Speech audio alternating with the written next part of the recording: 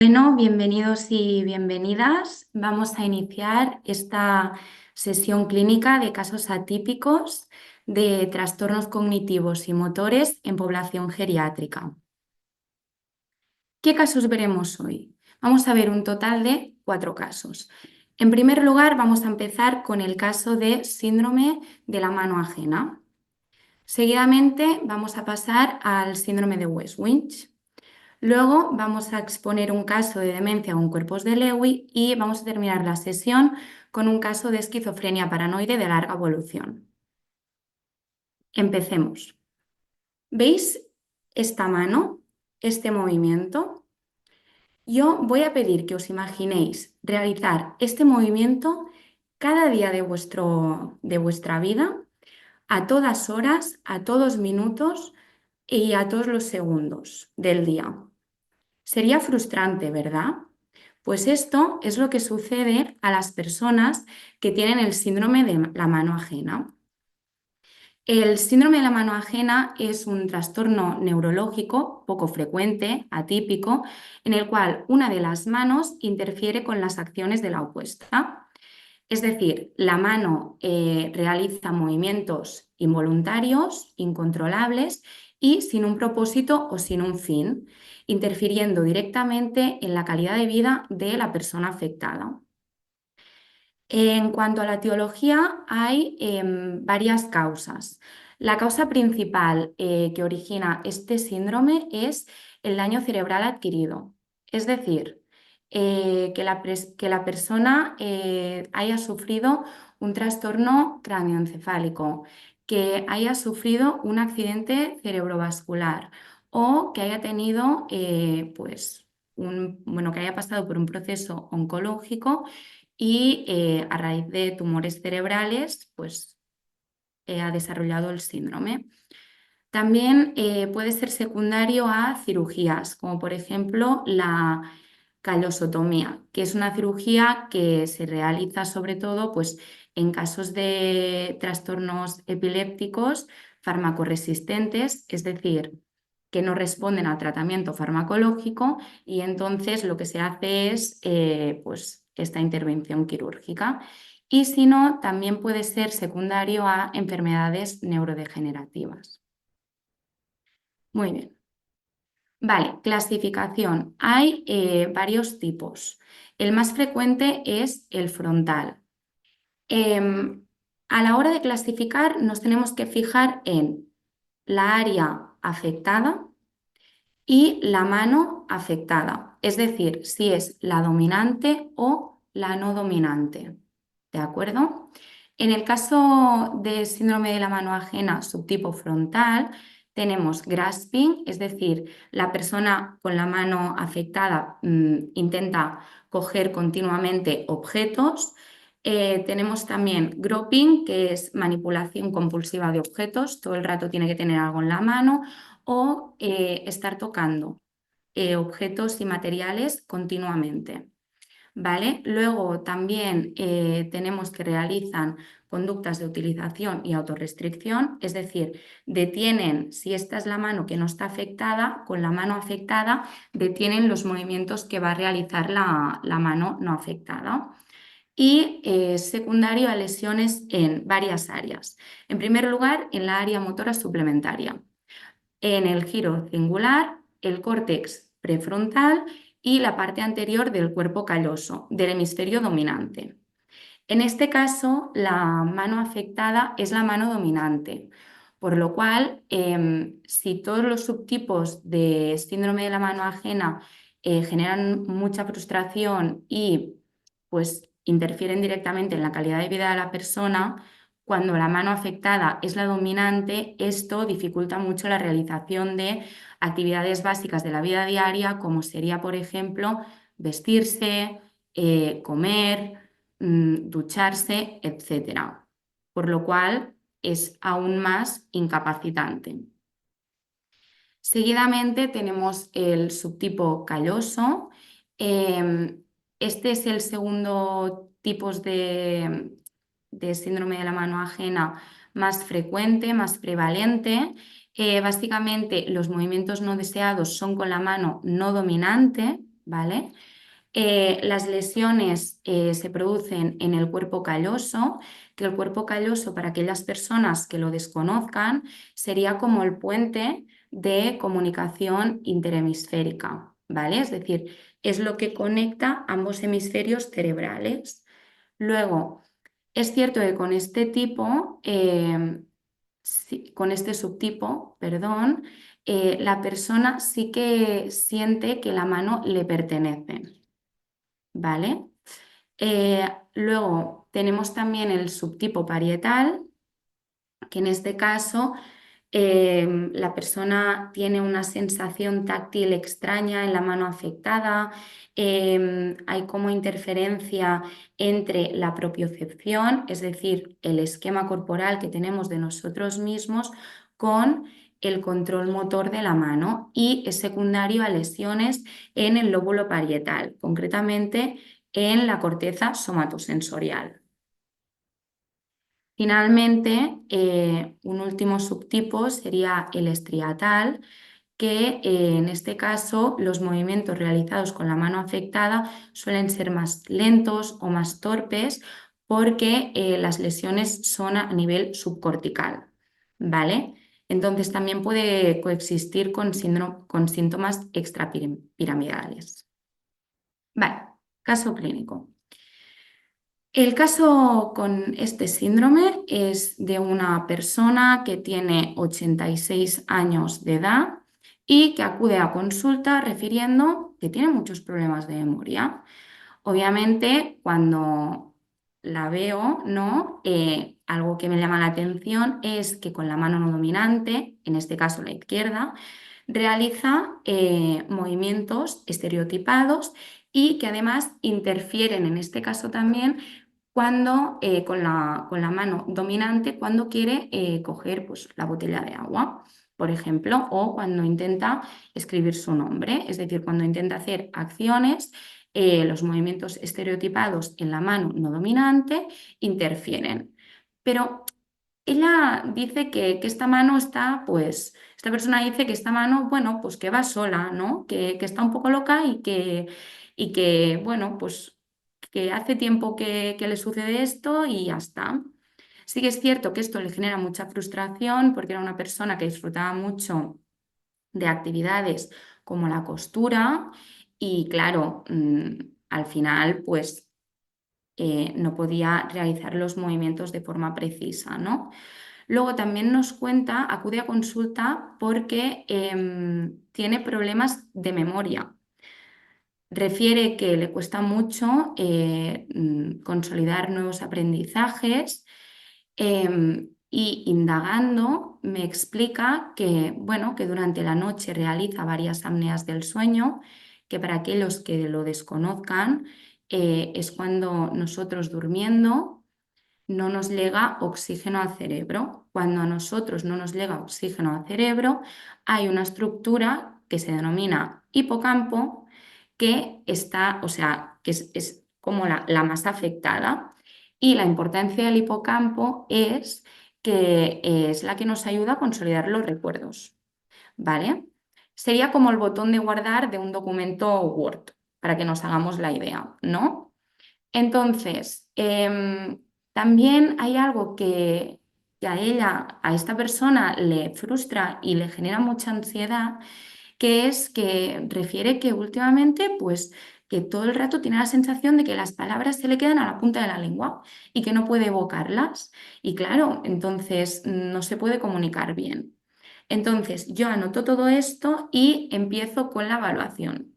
En un proceso de evaluación, obviamente tenemos que tener en cuenta los antecedentes personales, médicos, tenemos que realizar una exploración psicopatológica, que en este caso es la siguiente que ahora explicaré, y pues en el caso de la neuropsicología, realizar una evaluación de los diferentes dominios cognitivos, resultados de los cuales expondré a continuación.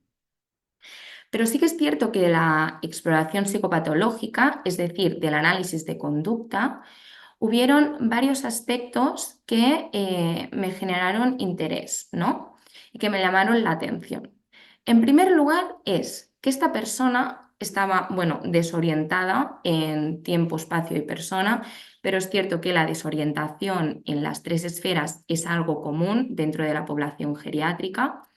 Em, y me dijo que, bueno, pues que ya no tenía ganas de nada, que no estaba motivada, que sentía que los días pasaban, pero bueno, pues que un día más es un día, pues otro día más, que los días se le hacían largos, que acciones que antes le gustaban ahora le aburrían, es decir, mostraba apatía, mostraba anedonia y sintomatología depresiva, ¿no? Que es lo que aquí vendría a ser que en la esfera afectiva pues refería distimia. Luego sí que es cierto que el discurso era fluente, aunque estaba desorganizado. Es decir, tú le preguntabas dónde vives y ella contestaba también, o sea, empezaba con explicar dónde vivía y luego desde allí enlazaba donde había trabajado, luego te contaba en qué se dedicaba la profesión y luego te volvía al barrio de toda la vida. Entonces era bueno, era difícil, ¿no? Mantener el hilo de la conversación y pues un poco comprender el mensaje que esta persona quería transmitirnos. Y sí que es cierto que cuando tuvimos, bueno, durante la evaluación, sí que percibí la anomia, ¿no? Es decir, en su discurso, pues varias veces se frustraba porque no le salía la palabra, porque refería otra vez, ¿no? Que la tenía en la punta de la lengua y, bueno, en la parte del lenguaje que ahora veremos, pues al evaluarlo sí que vimos que tenía una anomia. Luego, el temblor esencial no especificado. En este caso, aparte de los movimientos estereotipados, ¿no? En la mano izquierda, esta persona realizaba movimientos coreicos con la cabeza. Es decir, imaginaros estar haciendo así continuamente y luego también con la cabeza así. Si es difícil realizar las actividades, ¿no? Y las acciones con una mano realizando este movimiento, imaginaros también si encima habían movimientos coreicos con la cabeza. Luego, el temblor de intención, que es este movimiento, perdón, con la mano no dominante, en este caso era la izquierda, y el insomnio de mantenimiento, pues debido a las apneas y que las apneas están corregidas con la máquina de oxigenación, pero que se quitaba continuamente durante la noche porque refería que era incómoda y que no dormía bien con ella. Vale, la exploración neuropsicológica. Cuando nosotros realizamos una exploración neuropsicológica, evaluamos varios dominios cognitivos. En primer lugar, evaluamos el lenguaje, la atención, la memoria, las funciones ejecutivas, las habilidades visoespaciales, las gnosias, las praxias. Sí que es cierto que en este caso hubieron pruebas que no se pudieron administrar eh, debido a los movimientos, bueno, a las afectaciones motoras. Y que en las exploraciones neuropsicológicas también se evalúan las funciones premotoras, que sería la capacidad que tiene una persona de coordinar movimientos motores y de aprender nuevas secuencias, ¿vale? Y aparte, pues las habilidades visoconstructivas y visoperceptivas, pero que en este caso no se pudieron administrar las pruebas. Entonces, de las conclusiones del estudio neuropsicológico, voy a ir dominio por dominio y voy a explicar un poco lo más relevante, ¿vale? En primer lugar, cuando nosotros evaluamos el lenguaje, vimos, bueno, cuando yo evalué el lenguaje, porque yo realicé la exploración, vi que esta persona, bueno, que comprendía bien las órdenes sencillas, pero las órdenes semicomplejas y complejas, no. Y que la denominación por confrontación visual estaba alterada. Es decir, que si yo le muestro objetos, no me sabe decir el nombre del objeto. No porque lo desconozca, sino por la anomia. ¿Vale? Em, ¿Con qué nos tenemos que quedar? ¿Con que la persona no comprende órdenes semicomplejas y complejas? Pues nos tenemos que quedar en que a la hora de darle instrucciones, pues estas tienen que ser lo más simples y sencillas y cortas posibles, ¿vale? A nivel atencional, esta persona mostraba una alteración de la velocidad de procesamiento de la información, ¿vale? Por lo que cuando se le da mucha información y se aumenta la complejidad de la información, le cuesta y muestra dificultades para procesarla correctamente. Si encima a esto o sea, tenemos en cuenta los resultados anteriores de que cuando tiene que comprender instrucciones, órdenes, conversaciones semicomplejas o de una complejidad más elevada, la persona no lo entiende, pues podéis iros haciendo un poco la idea, ¿no? Que las conversaciones tenían que ser muy concisas, con órdenes pues muy claras, sin hablar rápidamente, para que esta persona pudiera comprender perfectamente el mensaje, ¿vale? Luego, las funciones atencionales, debido a que la comprensión estaba alterada, pues no se pudieron evaluar porque no comprendía la consigna de los test. Para que os hagáis una idea o sea, de cómo funciona la velocidad de procesamiento de la información en nuestro cerebro, voy a pediros que imaginéis, ¿no? Que estáis en una sala, vosotros solos, y con el teléfono queréis enviar un mensaje. Obviamente, si vosotros estáis solos y tenéis una buena compañía de internet o una buena wifi, pues el mensaje se va a enviar al momento. Pero ¿qué pasa con el móvil y con el internet cuando nosotros estamos, por ejemplo, en un concierto donde hay más personas? Pues que básicamente, como hay más personas conectadas, esto dificulta, ¿no?, que los mensajes lleguen con la misma velocidad, generalmente causando pues que lleguen con un poco de demora, ¿no? Pues para que os hagáis una idea, cuando tenemos lesiones en áreas subcorticales o lesiones en el cuerpo calloso, que generan alteraciones en la velocidad de procesamiento de la información, a la persona es como si estuviera enviando, para la persona es como si estuviera enviando mensajes en un concierto y no desde su casa sola, ¿vale? Entonces, a nivel ejecutivo, aquí también perdón, que habían varias alteraciones de diferentes subdominios. En primer lugar, claro, cuando yo le pido que me diga palabras que empiecen por una letra determinada, es decir, cuando yo evalúo la fluencia verbal fonética, la persona muestra dificultades. Cuando yo le pido que me evoque información de un campo concreto, como vendría a ser una categoría semántica, la persona muestra dificultades. Cuando yo le pido que utilice una información para ejecutar una tarea en concreto, la persona muestra dificultades también. Y cuando yo le pido que intente, o sea, que regule, ¿no?, cuando yo evalúo el control inhibitorio motor con la mano no afectada, también veo que esta persona tiene dificultades. La memoria. ¿Os acordáis que os he dicho que cuando nosotros tenemos apneas del sueño, la estructura más afectada, porque no nos llega oxígeno al cerebro de forma continua, es el hipocampo, y que el hipocampo es como el botón de guardar de un documento Word?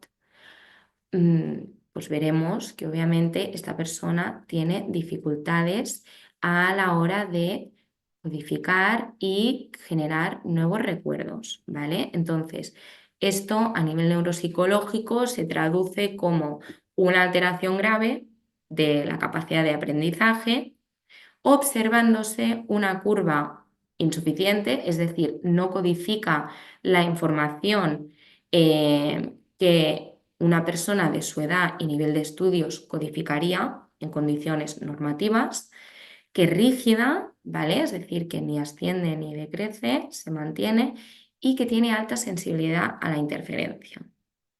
Entonces, sí que es cierto que esta persona se beneficiaba de la tarea de reconocimiento. ¿Esto qué nos quiere decir? Pues que a la hora de dar la información, aparte de dársela a una velocidad lenta o con más pausas y más calmada y no tan rápidamente como solemos hacer todos, por las dificultades en la velocidad de procesamiento de la información, que la información tiene que ser lenta, o sea, tiene que ser concisa y tiene que ser simple por las dificultades de comprensión. Tenemos que decir también, o sea, tenemos que dar información muy específica y no ir dando información de dos áreas o dos aspectos contradictorios, porque la persona luego no codificará correctamente, ¿vale? Orientación diagnóstica. Vale. Trastorno neurocognitivo mayor, moderado, grave, ¿vale? De características córtico-subcorticales, porque tenemos afectación en la velocidad de procesamiento de la información, hay un enlentecimiento, y de predominio multimodal y etiología vascular, es decir, hay múltiples áreas cerebrales afectadas y la etiología es vascular porque esta persona tenía una enfermedad vascular que en una resonancia magnética se evidenció que había pues, lesiones en el cuerpo calloso. Teniendo en cuenta que las lesiones estaban localizadas en esa área cerebral y que la mano afectada era la no dominante, también añadimos que tiene síndrome de la mano ajena subtipo calloso. Y finalmente, debido a los movimientos coreicos que realizaba con la cabeza, tenemos, o sea, añadimos también temblor esencial no especificado y pendiente de estudio. Derivamos a un neurólogo. ¿Vale? Este sería el primer caso. Vamos a por el siguiente. El siguiente caso, para ejemplificarlo, voy a poner el tráiler de una película que si no habéis visto os recomiendo, que es la película de Seven, ¿vale?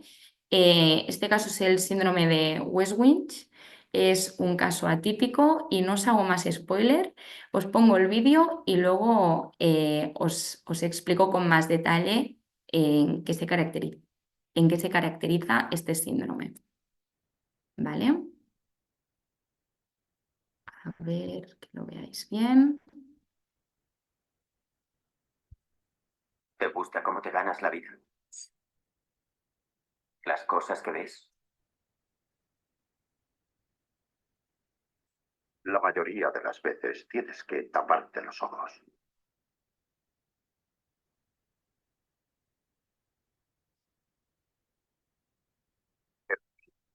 Seis días más y te habrás largado.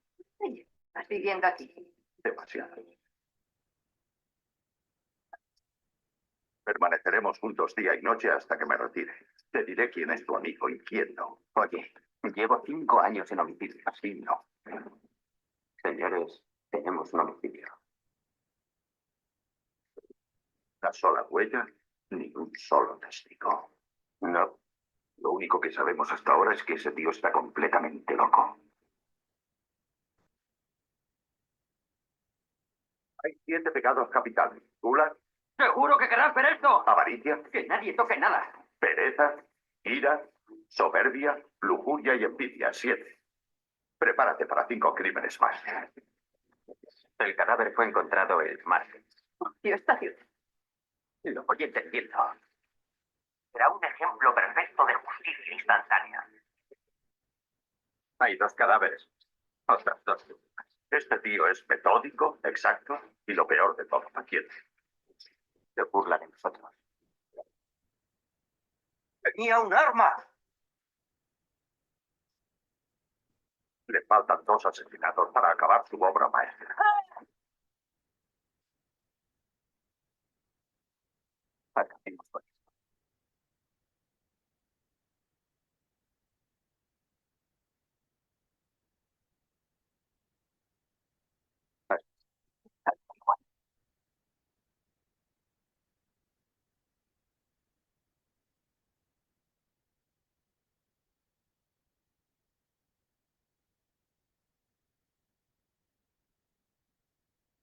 Bien. Muy bien. ¿Qué es el síndrome de West-Wing? Pues básicamente este síndrome es secundario a crisis focales en el lóbulo temporal, ¿vale? Crisis epilépticas focales quiere decir pues, que son ataques epilépticos, bueno, crisis epilépticas en una zona en específico del cerebro, ¿vale? Y estas crisis desencadenan cambios patológicos en el sistema límbico, ¿vale? Entonces, está caracterizado por hiposexualidad. Las personas tienen el líbido en el mínimo, o sea, no tienen deseos sexuales. Hiperagresividad. Esto no siempre, pero sí que es cierto que cuando se enfadan, o sea, se ponen más agresivos, realizando, pues, por ejemplo, conductas de dar golpes en objetos, pues dependiendo también de la persona, quizás conductas de heteroagresividad verbal o física hacia otras personas, ¿vale? Luego, viscosidad, circunstancialidad, religiosidad o creencias místicas y hipergrafía, es decir, tendencia a escribir en exceso, ¿vale? Bueno, yo solo digo que ahora si miráis la película de Seven, teniendo en cuenta la sintomatología de este síndrome, a ver qué veis del asesino, ¿vale? Caso clínico.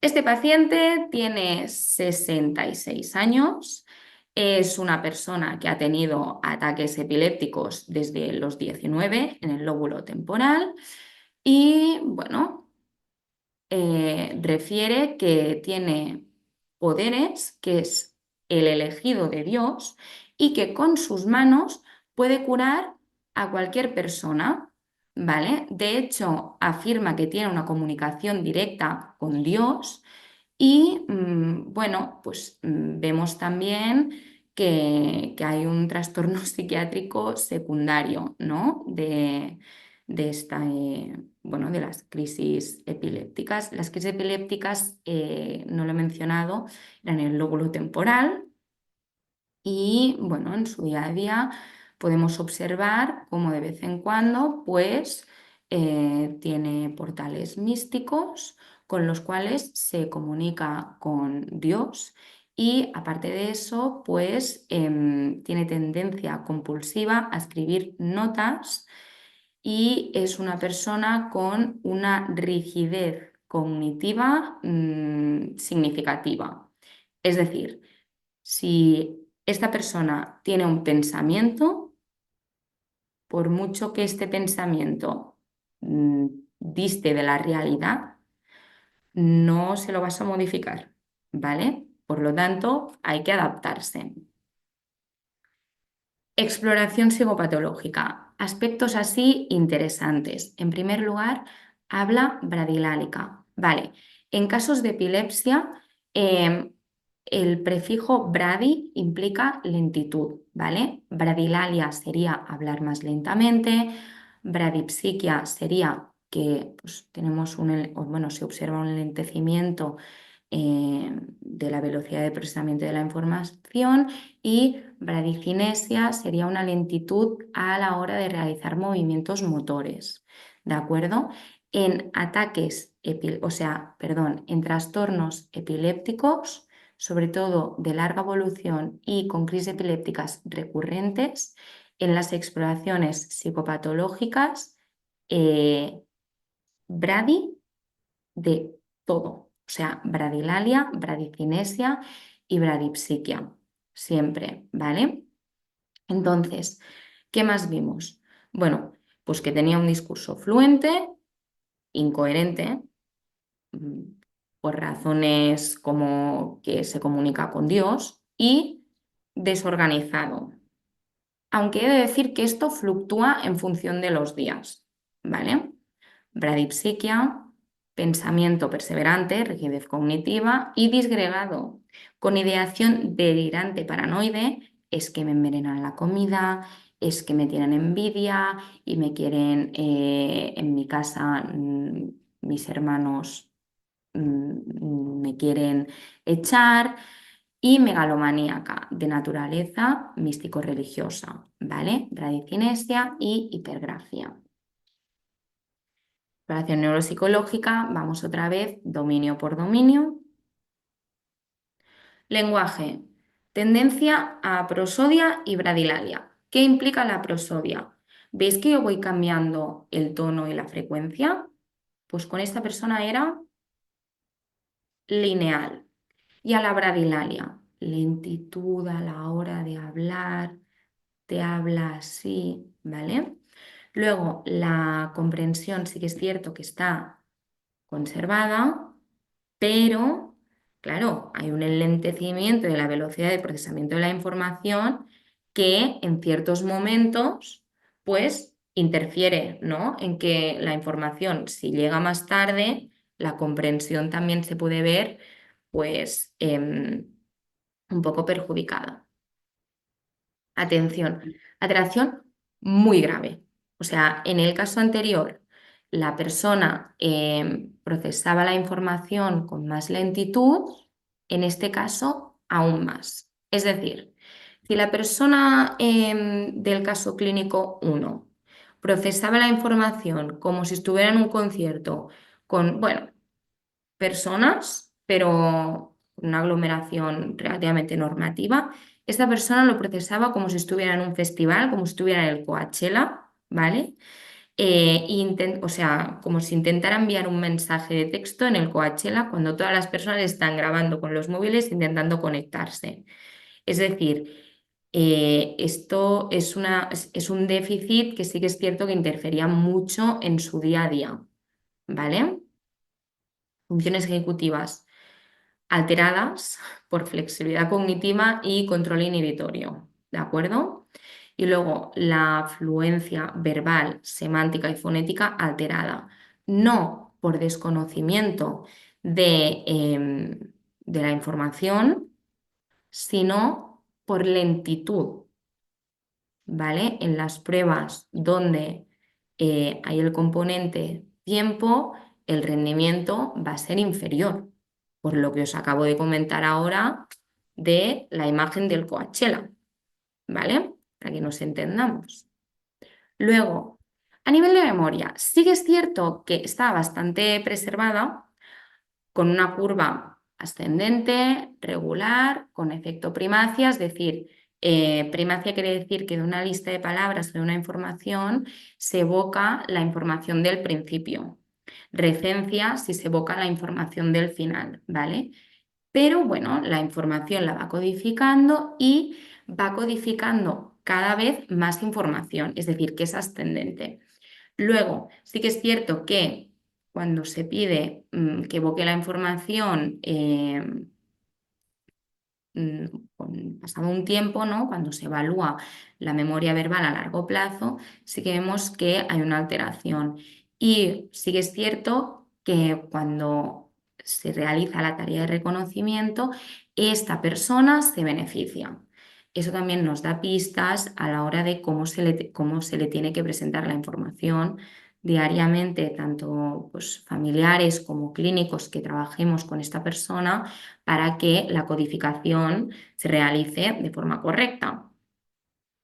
Entonces, orientación diagnóstica. Trastorno neurocognitivo mayor de grado leve moderado, ¿vale? Porque sí que es cierto que hay una afectación muy significativa de la velocidad de procesamiento de la información, pero los otros dominios cognitivos, los que he expuesto aquí, al igual que las praxias, bueno, las praxias sí que es cierto que cuando se le pedía que copiara los movimientos, lo hacía, pero con bradicinesia, con más lentitud, ¿vale? Las funciones pues, visoconstructivas, visoespaciales y visoperceptivas, todas ellas están preservadas. ¿De acuerdo? Entonces, sí que es cierto que es una alteración pues que cuando ves los resultados de la exploración, ¿no? A nivel numérico y sobre todo las pruebas que van con tiempo, podríamos decir que es moderado, pero realmente es leve moderado, ¿vale? Bueno, esa es la explicación. De afectación córtico-subcortical, subcortical por la velocidad de procesamiento de la información, de predominio disejecutivo, ¿vale? Caracterizado por un trastorno de conducta asociado en contexto de patología neuropsiquiátrica secundaria a epilepsia con baja adherencia al tratamiento farmacológico y polimicrogiria occipital bilateral, ¿vale? Muy bien, pasamos al tercer caso, que es demencia con cuerpos de Lewy. ¿Vale? La demencia con cuerpos de Lewy es la tercera demencia más prevalente a nivel mundial. Primero tenemos la enfermedad de Alzheimer, luego la demencia vascular y luego la demencia con cuerpos de Lewy. Y esta demencia afecta principalmente a las habilidades cognitivas, al movimiento y a las funciones autónomas del cuerpo de la persona afectada. ¿Vale? Los cuerpos de Lewy son básicamente unas células nerviosas del cerebro que causan que la persona, aparte de bueno, problemas nésicos, ¿no? Característicos de cualquier demencia, presente también alucinaciones visuales y fluctuaciones, tanto a nivel cognitivo como a nivel de estado de ánimo. También es cierto que es un tipo de demencia donde la persona tiene afectación motora, siendo considerada como un parkinsonismo atípico, ¿vale? Por lo cual también veremos pues rigidez muscular, tendencia a la inestabilidad de la marcha, problemas a nivel de equilibrio, etcétera, ¿vale? Es decir, son casos impactantes a nivel, es decir, impactantes. Bueno, todos los casos son impactantes, ¿no? Pero sí que es cierto que el caso clínico que expondré a continuación de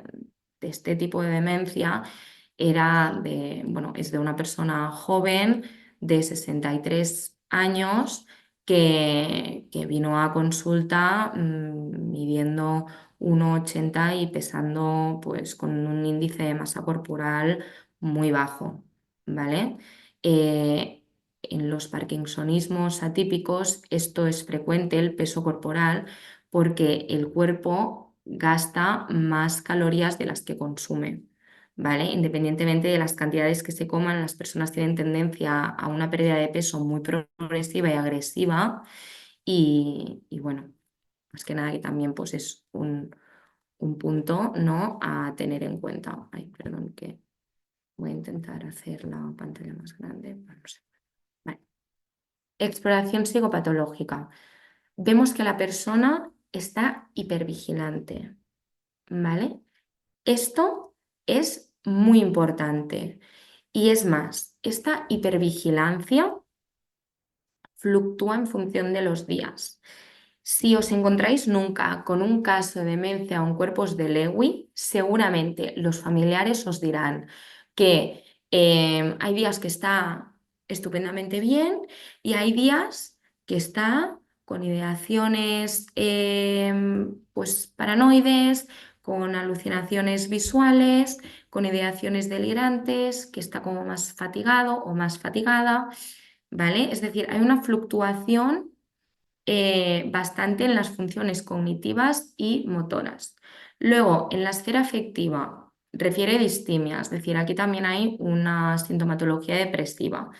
Y finalmente, pues habla parkinsoniana, ¿no? Cuando decimos habla parkinsoniana, nos referimos hipofónica, es decir, habla en un tono bajo. Disártrica no se entiende porque no vocaliza y bradilálica, es decir, que encima va lentamente, no vocaliza y en un tono bajo, ¿vale?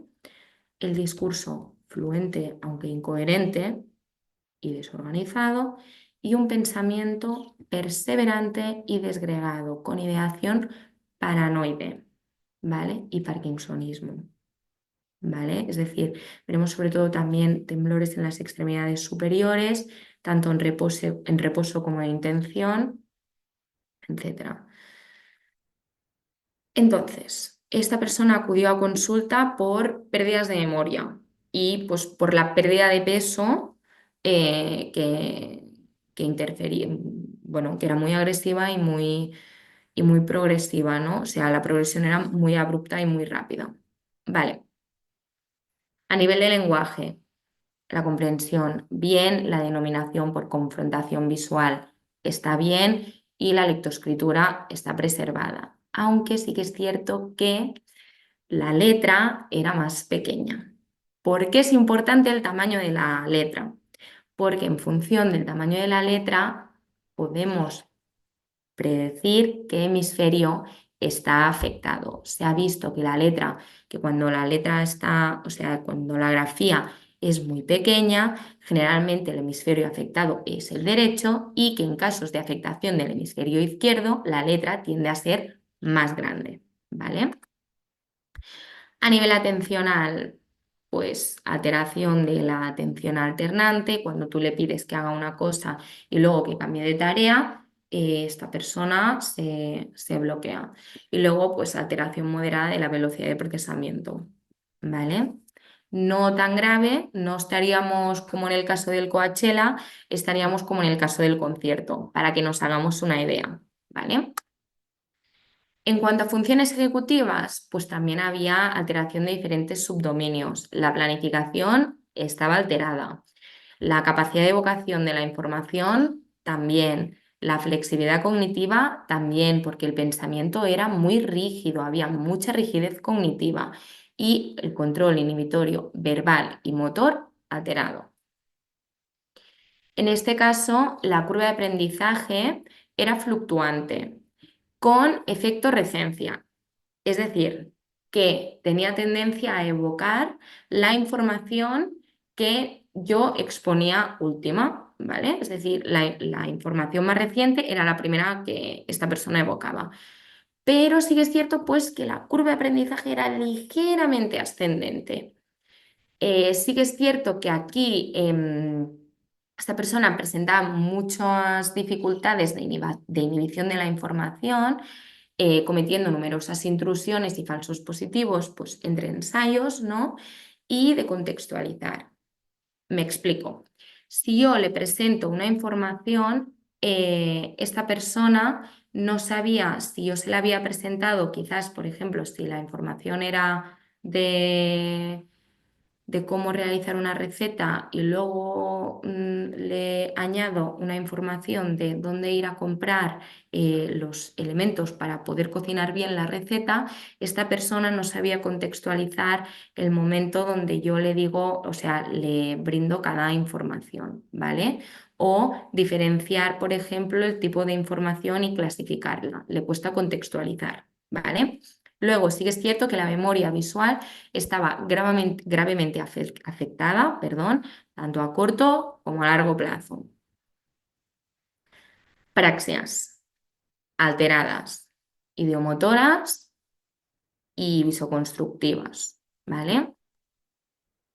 Habilidades visoespaciales estaban también alteradas, tanto las visoespaciales como las visoconstructivas.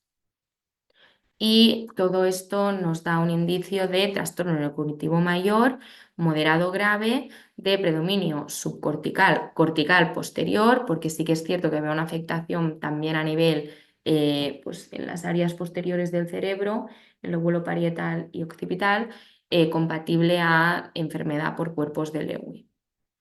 Es cierto que este caso en concreto, el diagnóstico fue algo complicado porque había sintomatología también muy compatible con parálisis supranuclear progresiva, donde hay una afectación visual, ¿vale? Pero como había tenido alucinaciones visuales y en la prueba que se realiza para ver si hay bueno,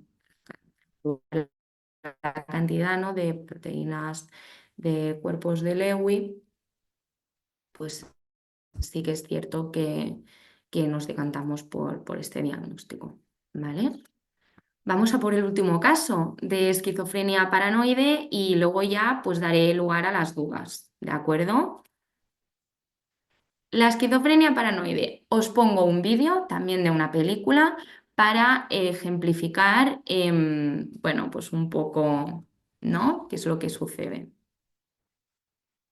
¿Ah? ¿Cómo dicen? ¿Que mate a todos y escape? Lo siento. Las pobres. Ay, es broma. Ay. No, eso no fue lo que dijeron. ¿Vale? ¿Ah?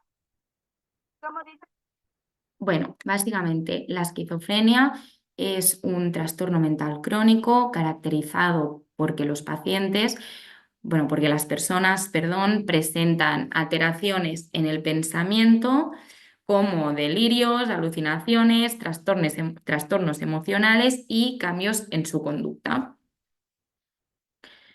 Aquí expongo un poco diferentes tipos de delirios, es decir, tenemos ideas delirantes de persecución, de referencia, que tienen una misión especial o de transformación corporal, ¿no? Por ejemplo, no es que yo en 20 años, o sea, yo el año que viene me voy a reencarnar, esto sería de transformación corporal, ¿eh? Me voy a reencarnar con mi propio cuerpo, pero teniendo 20 años y en verdad tengo 44. Bueno, pues esto sería una idea delirante de transformación corporal o me voy a reencarnar siendo la Britney Spears, ¿vale? Un ejemplo muy coloquial, pero para que nos hagamos una idea. Luego, también hay voces alucinatorias que increpan, ¿no? A la persona, pues dándole órdenes o alucinaciones auditivas sin contenido verbal, ¿no? De, ¿has escuchado ese ruido? ¿Has escuchado, sabes? Y luego alucinaciones olfatorias, gustatorias, olfativas, etcétera, ¿vale? Nada, era un poco para exponer un poco las diferentes ideas o alucinaciones que puede tener una persona con esquizofrenia. Y el subtipo paranoide está caracterizado por ideaciones paranoides, ¿no? De persecución, de es que me quieren envenenar, de, bueno, ahora vamos a exponer el caso y vamos a entenderlo mejor. Muy bien.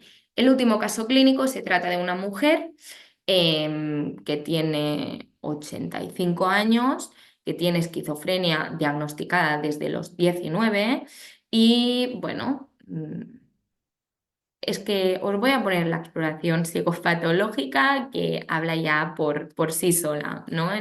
Sí que es cierto que en las exploraciones psicopatológicas con los trastornos de esquizofrenia también bueno, son una herramienta muy útil en estos casos. En primer lugar, la habilidad emocional, ¿vale? Discurso fluente, aunque desorganizado, con habla hipofónica. Otra vez, bradilálica y aprosódica, ¿vale? Presencia ocasional de colalias, así, ¿vale? O sea, repeticiones, musitaciones. ¿Sabéis cuando veis a una persona y está como hablando para sí misma?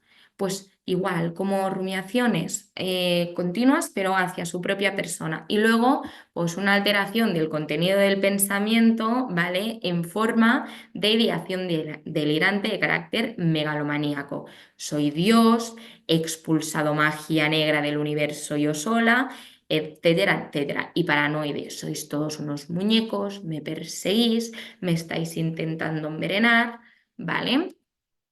Exploración neuropsicológica. ¿Qué vamos a ver? Pues en primer lugar, lenguaje. La repetición de palabras está preservada. La de frases ya es un poco más complicada, ¿vale?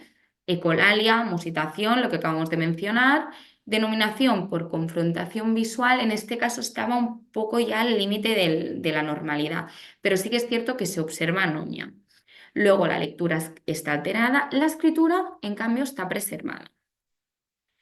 Funciones atencionales simples. Bien, es capaz de concentrarse, pero no se pueden evaluar ni la velocidad de procesamiento de la información ni las funciones atencionales complejas, no porque la persona no lo entienda, sino porque es que como hay también interferencia con ideación delirante y paranoide, pues hay una pérdida de consigna. Entonces, los resultados no son congruentes, ¿vale? Bueno, funciones ejecutivas, pues alteración en la capacidad de evocación de información, rigidez cognitiva, ¿vale? Control inhibitorio alterado completamente y memoria de trabajo preservada.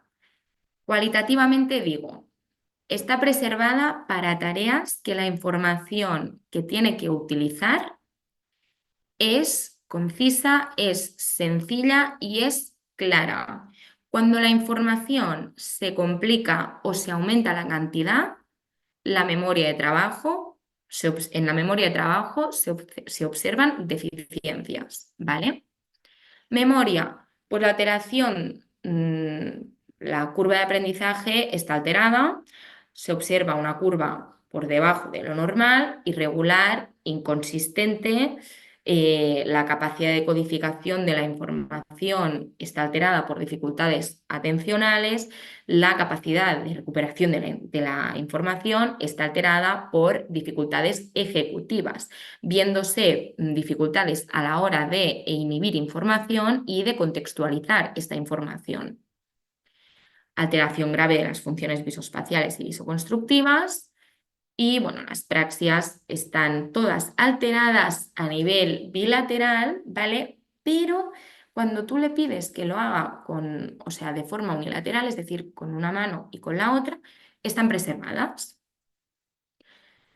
Diagnóstico, perfil neuropsicológico de alteración moderada de predominio multimodal, secundario a esquizofrenia paranoide de larga evolución. Entonces, aquí os dejo unas cuantas referencias de los casos. Me encantaría ver en cada caso objetivos de intervenciones. Ahora los explico. Tengo una persona de tercera edad en un sitio de descanso, solo se le puede, no tiene mucha interacción. ¿De qué manera mantener a estas personas sin que venga la depresión? Vale, voy una por una, ¿vale? En primer lugar, objetivos.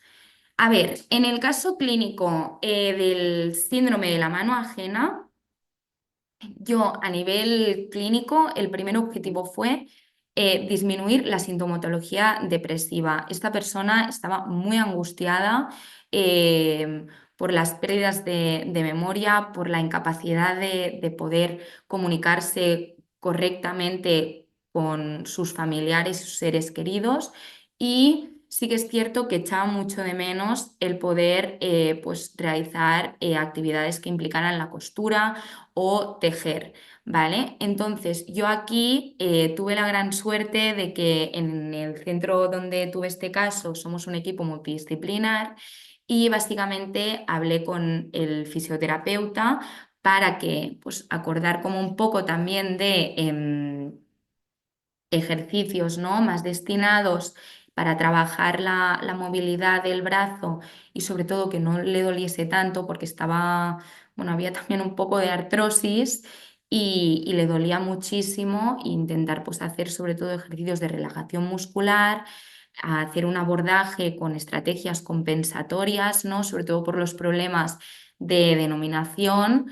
Y bueno, y luego ya pues fomentar que utilizará el CPAP correctamente, porque claro, si no oxigenamos el cerebro, el hipocampo es lo que he dicho antes del el botón de guardar, que no es como si nosotros escribimos un documento de Word, puede estar estupendamente, pero si no lo guardamos, imaginando que no va con conexión automática como el Drive, ¿eh? Si no ponemos el botón de guardar, por muy bien que tú hayas escrito ese documento, no lo vas a almacenar en el ordenador. Por lo tanto, pues sí que es cierto que intentando fomentar buenos hábitos de higiene y sobre todo intentar, ¿no? Disminuir la sintomatología depresiva y las sensaciones de frustración de cuando no podía realizar algunas actividades en su día a día, pues ha mejorado bastante. O sea, en primer lugar, Con el síndrome de West-Winch, bueno, a ver, es una persona con una rigidez cognitiva muy significativa, con una velocidad de procesamiento de la información muy dificultosa, pero es una persona muy culta y con la que se puede trabajar muchísimo si tú entras dentro de su juego. En el sentido de, esta persona tiene una distorsión de la realidad y no va a entender el punto de vista de la realidad normativa, no le puedo hacer ejercicios normativos, pero sí que me puedo adaptar un poco a sus gustos y a sus preferencias, ¿no? Entonces, pues jugando con eso un poco y muy bien, la verdad.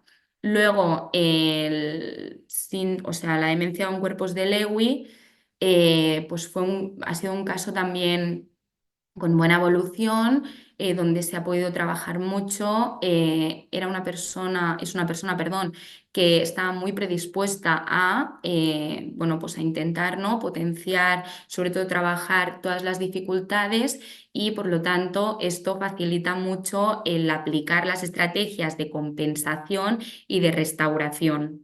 ¿Vale?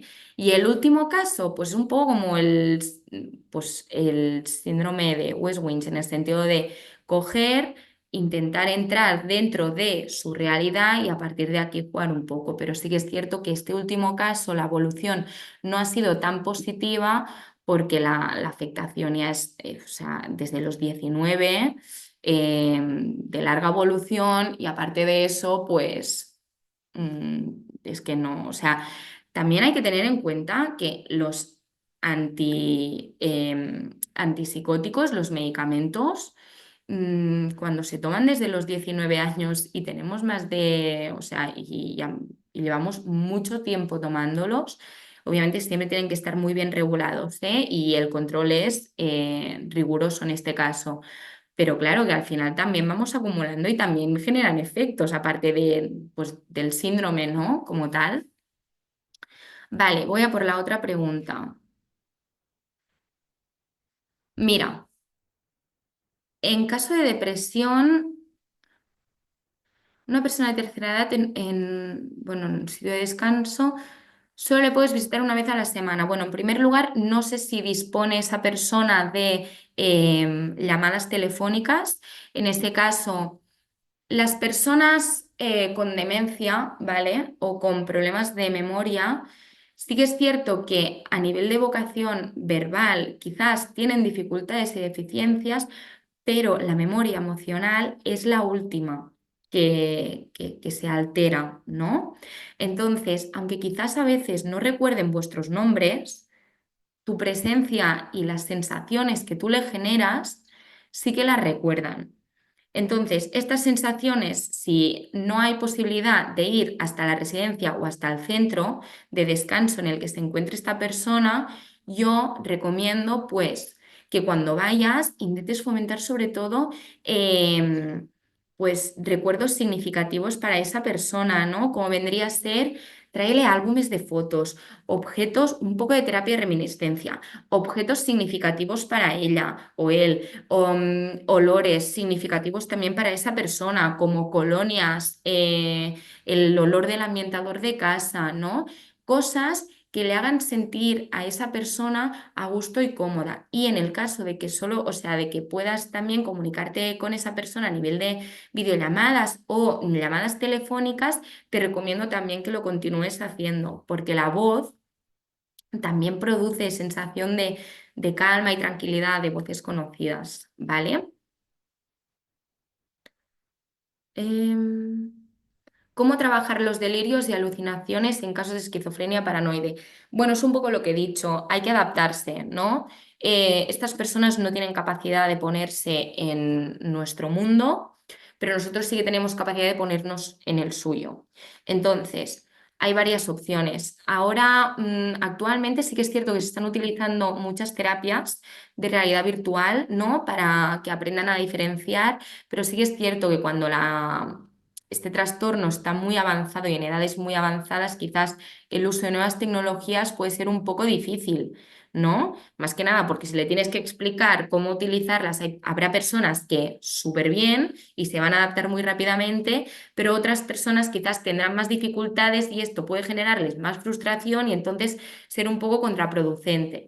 Pero bueno, intentar pues darles como señales de identificar, ¿no? O de también fomentar mucho el reconocimiento sensorial, de, bueno, pues he detectado que cada vez que tengo una alucinación visual, yo qué sé, me tiemblan un poco los dedos de las manos. Vale, pues vale, vamos a trabajar en que cuando te tiemblen los dedos de las manos, tú sabes que eso es una alucinación. Por lo tanto, ¿vale? Intentar pues un poco también de choque y contraste con la realidad cuando la persona está en una situación pues normativa, ¿no? De realidad normativa y no teniendo una alucinación y poco más.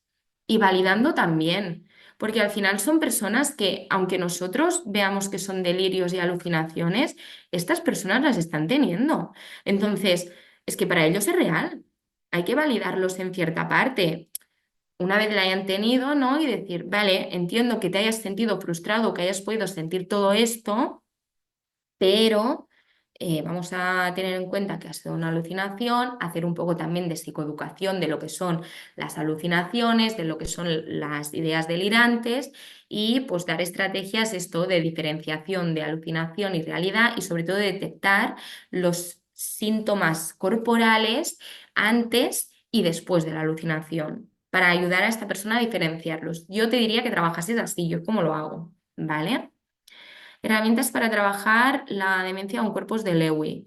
Bueno, yo he de decir que en todos los casos de demencias hay una cosa que las personas agradecen, o sea, las personas afectadas agradecen muchísimo, que es, por favor, no utilicemos materiales que infantilicen, porque sí que es cierto que quizás a nivel de aprendizajes, ¿no? La capacidad de memoria y la capacidad de aprendizaje a veces se puede hacer un poco de, o sea, hay material infantil que podríamos utilizar, pero adaptémoslo, porque estas personas no son niños, no son inocentes, o sea, han perdido ya la inocencia y aunque no nos demos cuenta, es lo que he dicho antes de la memoria emocional.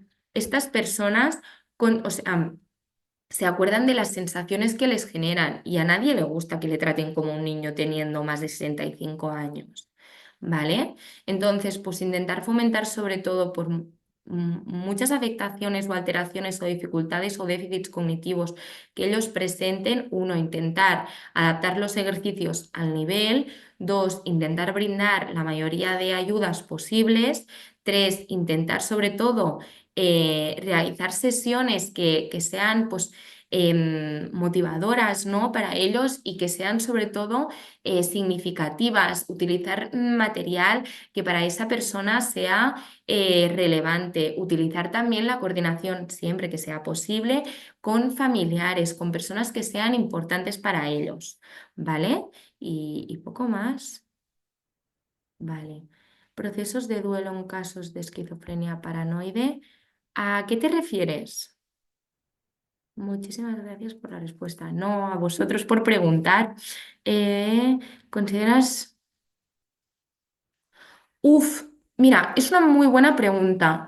Yo te diría que la hipnosis en este caso puede ser un poco contraproducente desde mi punto de vista personal, en el sentido de que si es una persona,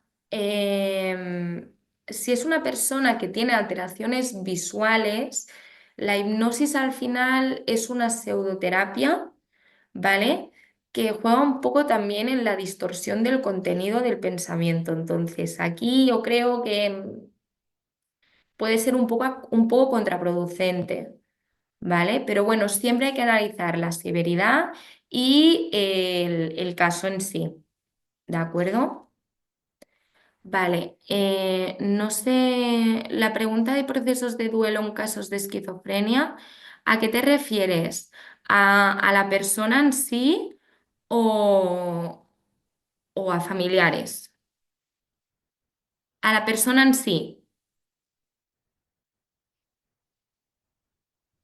Vale, mira, llega un punto que las personas con esquizofrenia tienen anosognosia, ¿vale? Es decir, que la conciencia del déficit baja, ¿vale? y, y poco más. Entonces, realmente pues hay que validar en el sentido de, entiendo que puedas sentir frustración, intentar sobre todo trabajar con las sensaciones a posterior de las alucinaciones y de los delirios y fomentar pues, la realización de actividades significativas para la persona. Yo te diría que eso, y validar sobre todo en plan, pues todos los déficits que él o ella tenga y todos los sentimientos que esta persona pueda llegar a tener, intentar validarlos, ¿vale? A ver, ¿has enfrentado alucinaciones durante una sesión? No, esto, mentira. Sí, me ha pasado alucinaciones de que yo estaba realizando, bueno, más que alucinaciones, era una ideación delirante, ¿vale? De que yo estaba como haciendo un complot con personas también trabajadoras para intentar pues evitar que la persona se fuera del centro o que nosotros pues estábamos como intentando ir en contra de su beneficio propio, ¿no? Entonces, pues partiendo de aquí, otra vez me remito a lo mismo, ¿no? De intentar yo adaptarme al mundo de esta persona y aparte de adaptarme al mundo de esta persona, pues intentar validar las sensaciones o emociones que esté teniendo, porque al final es una ideación delirante y luego una vez pues el delirio baja la frecuencia, intenta razonar. Pero esto no, o sea, en este caso me voy a encontrar con más casos seguro, porque al final cuando trabajamos con trastornos psiquiátricos es que forma parte también de la sintomatología típica de los trastornos, ¿no? Mm, Y no sé si alguien tiene otra duda, si os ha quedado claro.